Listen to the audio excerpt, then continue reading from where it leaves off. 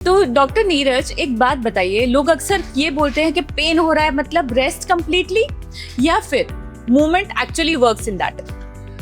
ये बहुत ही अच्छा क्वेश्चन है भाग्यश्री, और ये एक्चुअली मीथ बहुत चलता है सोसाइटी में कि पेन हो गया तो बैठ ही जाओ, रेस्ट कर लो। इवन मैंने ये देखा है कि लोग 3-3 महीने तक कंप्लीट बेड रेस्ट करते हैं, बैक पेन आ गया या कुछ भी आ गया तो। But actually that's not the science speaks. Actually research ये कहता है कि आपको मूवमेंट जो करते हैं ना, वो बॉडी को हील करने में हेल्पफुल होता है। The only thumb rule for the rest is कि maximum you should rest for 48 hours. Okay. Not more than that. So 2 दिन से ज़्यादा bed rest is not complete bed rest is not advisable in most of the back and neck problem.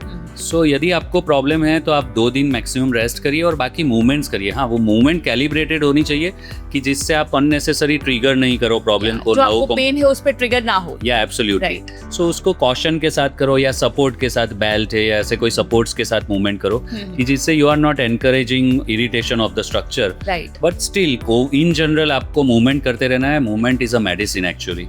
वो बहुत काम का है। तो अगर ऐसा होता है कि किसी को पेन है और वो बेड रेस्ट पे है या वो जो रेगुलर मूवमेंट्स कर रहा था उस पे नहीं है, तो there is a tendency for them to gain weight. Absolutely. तो क्या हम उसे सिर्फ डाइट से मेंटेन कर सकते हैं और फिजियोथेरेपी करवा के उसके साथ में उसमें मूवमेंट्स डाल के मैनेज कर सकते हैं? एब्सोल्युटली। और ये बहुत रिलेवेंट क्वेश्चन आपने पूछा है। मैंने ये देखा है कि लोग जब बेड रेस्ट के पोस्चर में होते हैं ना, तो बहुत गलत डाइट फॉलो करते हैं और उसके कारण भी उनके रिकवरी प्रोसेस बहुत डिस्टर्ब हो जाती है। तो मैं आपसे पूछना चाहता हूँ कि उस टाइम पे जब कोई बेड रेस्ट कर रहा है तो उनको कैसा डाइट रेजिम फॉलो करना चाहिए जो डाइजेशन भी इजीली करे, बॉडी की सिस्टम को भी लोड नहीं करे और रिकवरी प्रोसेस को फास्ट करे, जैसे इन्फ्लामेशन को जल्दी सबसाइड करने में हेल्प करे। तो आप मुझे ये बताइए कि ऐसा कौन सा फूड हो सकता है? ग्रेट क्वेश्चन डॉक्टर, बिकॉज बहुत सारे लोग मेरे पास तब आते हैं जब वो ये बोलते हैं कि मैं 1 या 2 महीने से बेड रेस्ट पे थी या बेड रेस्ट पे था और उस टाइम पे मेरा वेट गेन हो गया। करेक्ट। तो हम लोग बेसिकली उनको रिकमेंड करते हैं उनका BMR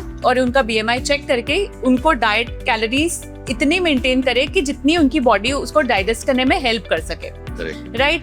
अब इन्फ्लेमेशन की जहां तक बात करते हैं तो इन्फ्लेमेशन में जिंजर हो गया, गार्लिक हो गया, nut seeds which actually help them to reduce the inflammation which is happening over the period of time when they are on the bed rest. तो ये काफी सारे फूड्स हैं जो उन्हें हेल्प करते हैं। तो कोई ऐसे पेशेंट्स होते हैं उनको हम काफी डिफरेंट तरीके की डाइट देते हैं जिसकी वजह से उनका इन्फ्लेमेशन और उनका डाइट मेंटेन रहता है और they don't gain weight that time. तो लोगों को ये चीज पता होनी चाहिए कि हमें कब जाके डाइटिशियन या न्यूट्रिशनिस्ट से मिलना चाहिए, ना कि तब जब आप पूरा वेट गेन कर लो और उसके बाद आप किसी से मिलके अपना डाइट डिस्कस करो। और मैं तो ये ऐड करना चाहूंगा कि खाली वेट लॉस के लिए ही डाइटिशियन को फॉलो करना ठीक नहीं है। वेलनेस के लिए भी डाइटिशियन को की एडवाइस लेना बहुत बहुत इंपॉर्टेंट है, बिकॉज मैंने ये देखा है कि food is a great science.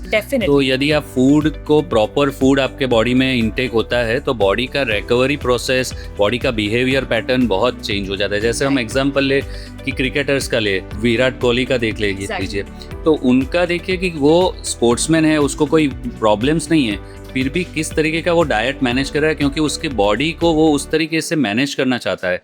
Diet plays a vital role. So even patients की लाइफ में भी बहुत बहुत इंपॉर्टेंट है कि आप सही तरीके से साइंटिफिक वे में इंटेक करिए। Right. Golden advice doctor, golden advice.